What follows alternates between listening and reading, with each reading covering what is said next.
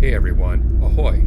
Today we're going to be taking a cool trip to the new Rozhledna Tower in Hamštejn, It's just outside of Železný Brod near Turnov.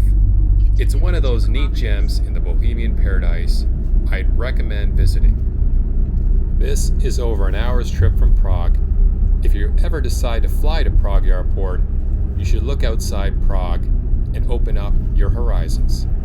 There's a lot more interesting things to see than just Prague in the Czech Republic. I will do a video on it so you can decide if it's worth it to you. Before we check out this new tower, I'm going to go to a local restaurant first to eat lunch. I've heard a lot of good things about this restaurant and that it's popular with the locals. It's called Vyhudli Restaurant in Chodkovice.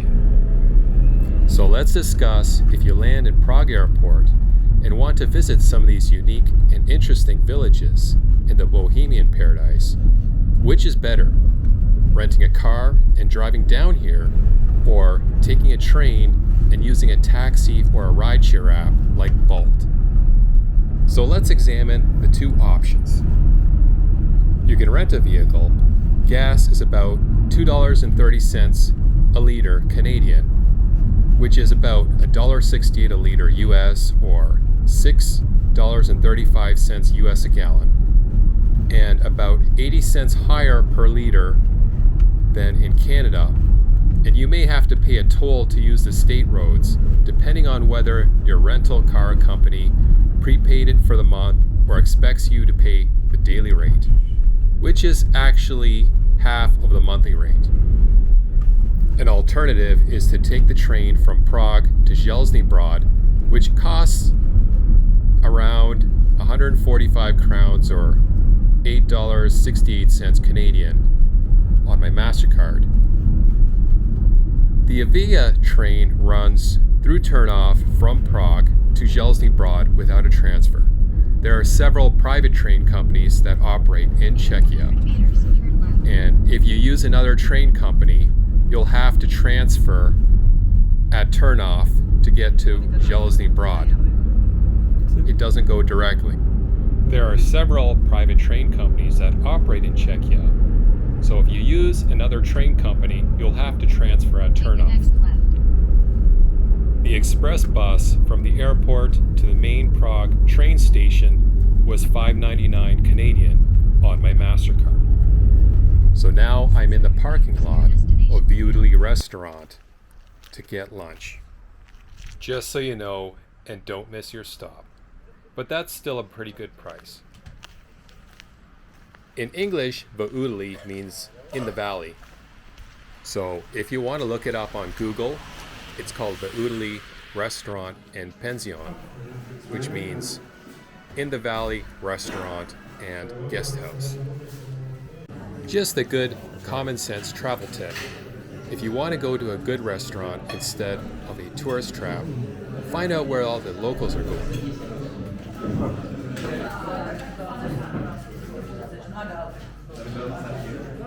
This place has a very nice local ambiance. I like this wood paneled ceiling. It makes me think of a cruise ship dining room. Now I'm exiting the building and we'll be going on our trip. So I parked my car, and this is one of the small pensions that you could rent for the night, which is just a short walking distance to the Rozhledna Tower. And this spot also has some great views of the area. So let's continue our discussion we had earlier about whether we should rent a car and come down here or take the train. So if you decide to come down here by train, avoid taxis if you can, because most of them seriously overcharge. The taxi scams here are prevalent like other European countries. I'm talking 3 times or more than a rideshare app. If you speak English, he'll quote you a price like $40 to $50, and he doesn't even turn the meter on. It's basically a take it or leave it situation. I recommend that you instead take the Bolt rideshare app to your hotel from the train station, which is like $14. If you try to use Uber, you won't find any drivers, and after a long wait, you might be tempted to pay these outrageous prices. Anyway, I highly recommend Bolt because it's a lot cheaper than taxis, they're easy to find on the app, and that's what all the locals I've met used. Now, if you decide to rent a car, the fastest way to get here is using the D10 toll motorway, which has a speed limit of 130 kilometers an hour. If you take the train, expect it to take a few hours with all the stops and the rail curves to your destination. Also, the motorway isn't a straight line from Prague to Turnov.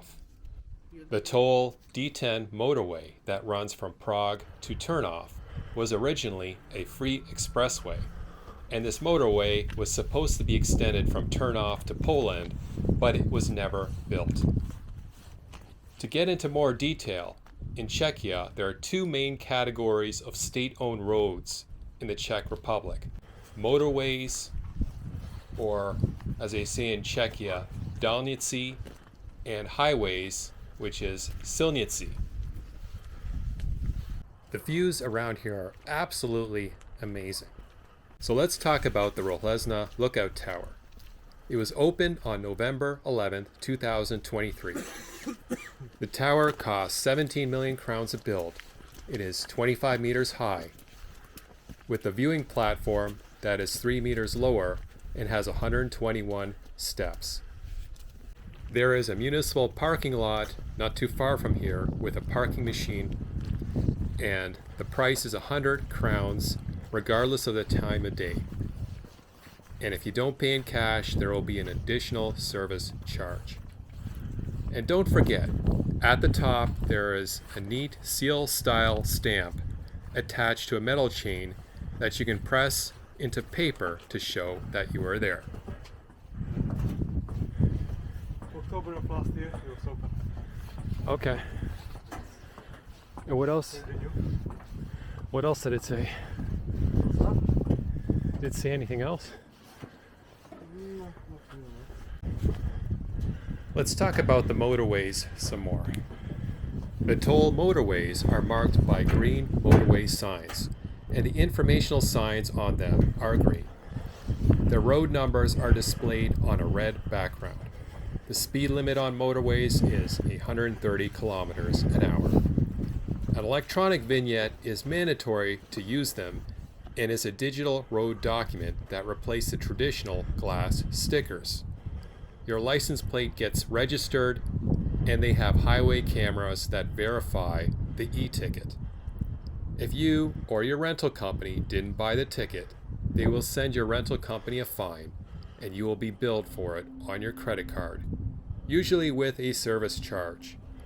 Also, watch out where you buy these e-tickets, because apparently there's a private company that also sells e-tickets with a huge service charge.